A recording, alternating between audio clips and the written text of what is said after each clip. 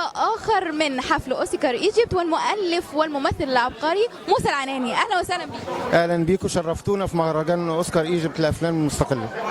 نورتنا النهارده في حفل أوسكار إيجيبت ومهرجان أوسكار إيجيبت في دورته الرابعة.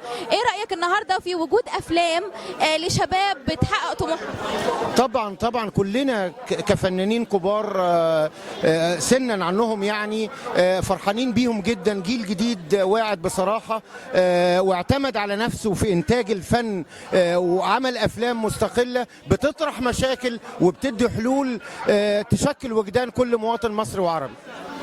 ايه النهارده اخر اعمالك؟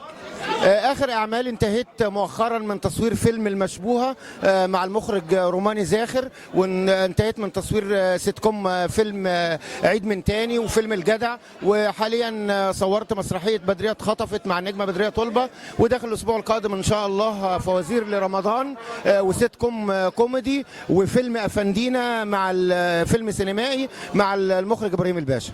اللهم لا حسد، ربنا يوفقك وبالتوفيق. شكرا ليك يا استاذه، شرفت ونورت.